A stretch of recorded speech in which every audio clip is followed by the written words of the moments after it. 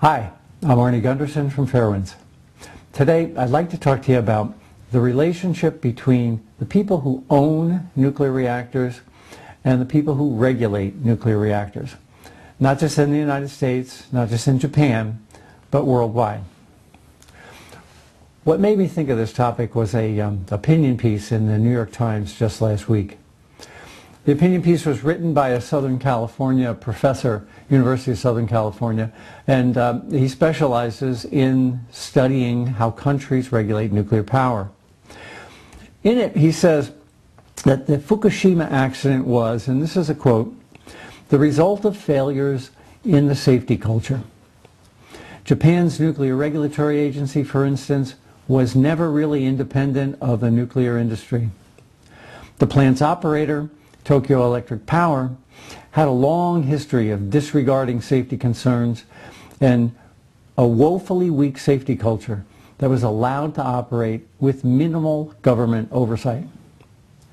Well, he goes on to suggest that the solution for this problem is, quote, what we need now are much closer cooperation between countries and their regulators. Well, I disagree with what that University of Southern California professor suggests. We don't need closer cooperation between countries. What we need to do is to enforce the safety standards that we already have. Blaming Fukushima on a cozy relationship between Tokyo Electric Power and the Japanese government is wrong. It implies that other countries are doing it better.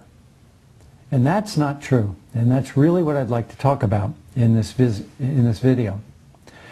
The fuse for Fukushima was lit 45 years ago when Fukushima 1 was built by an American company and an American architect engineer using an American design.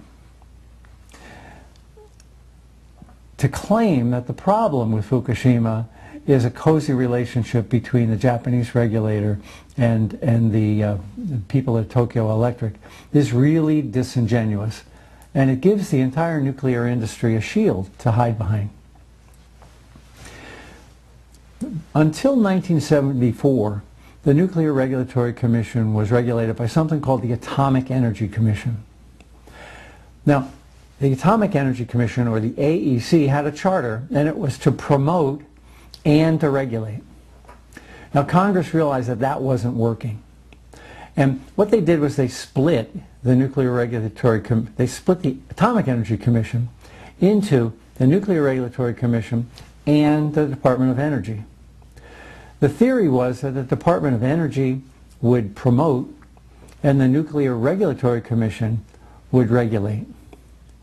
But what really happened was that the team stayed the same, and all they did was change the name on their jerseys. Well, in 1974, Congress recognized that things were too cozy. So let's fast forward into the 80s and see if things had changed.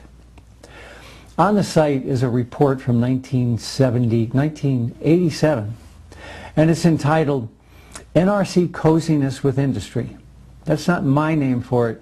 That's the congressional report's name, the NRC's Coziness with Industry. And it's written by the Committee on Interior and Insular Affairs of the United States Congress. It's long, it's 100 pages, and it's typed, so it's scanned in. But I thought I'd read 3 of the highlights to you. The first highlight is that the congressional staff and Congress people discovered that, quote, the NRC staff interfered with and undermined an investigation of a licensee's wrongdoing at the Fermi plant in Michigan. The second issue they discovered is that a nuclear regulatory commissioner, one of the 5 appointed commissioners, quote, engaged in behavior that constitutes malfeasance and reflects a continuing closeness with the nuclear industry. This is 1987. And the last one I'd like to call to your attention is that they found, despite the fact of an adequate administrative record demonstrating that a problem was in need of a solution, the Commission issued a rule severely restricting the ability of its own staff to require safety improvements at existing nuclear facilities. So let's jump forward one more decade here and we'll go to the 1990s. In the 1990s, the Inspector General for the Nuclear Regulatory Commission was a man named David Williams. He wrote a letter to the commissioner saying that the problem with the Nuclear Regulatory Commission was that they listened to the people who own the nuclear power plants and not to the people who have legitimate concerns. His exact words was that the NRC, quote, relies on the assurances of licensees. Now, I was part of that report. I brought some safety concerns forward to the Nuclear Regulatory Commission, and they were ignored. And in the process, it discovered a very cozy relationship between the regulator and the people that they were attempting to regulate. It went to congressional hearings with John Glenn, and in the congressional hearings, the chairman of the Nuclear Regulatory Commission said this: "It is true. Everything Mr. Gundersen said was absolutely right. He performed quite a service." Nothing changed after that hearing. What he said to Congress had no effect on the way the agency was behaving. Well, let's fast forward another decade and start at the beginning of the 21st century. There's an excellent journalism piece out, and it's in the Austin Chronicle.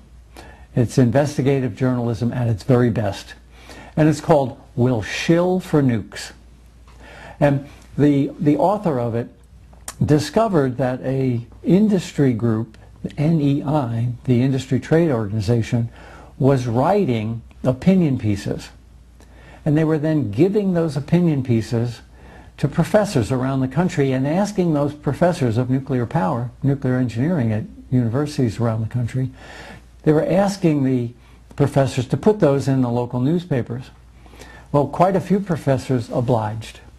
So opinion pieces written by the nuclear industry were given to university professors and put with the university professor's name into editorials in local newspapers touting the benefits of nuclear power. Now, what makes this really interesting is that one of the university professors that's mentioned in the story is a man named Dale Klein. Mr. Klein became the chairman of the Nuclear Regulatory Commission 1 year after that investigative journalism report was issued. Well, as a final one, let's look at just 2 years ago. The NRC's Inspector General wrote a report about one of the NRC's commissioners. This gentleman's name is Jeffrey Merrifield. Now, Commissioner Merrifield was determined to have been looking for a job in the nuclear industry while he was a commissioner. He was calling the people he regulated and asking them for work. Not only that, he found work.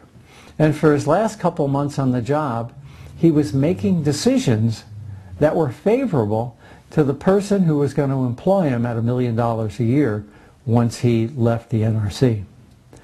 Well, that report is also on our site, and it makes for interesting reading. Well, today, things really haven't changed. Just last month, there was a meeting with the International Atomic Energy Agency, and they had it in private. In that meeting were industry executives and heads of government. That a serious accident happened in Japan is not a statement about the Japanese culture. Rather, it speaks to the pressure that the nuclear industry exerts on nations worldwide.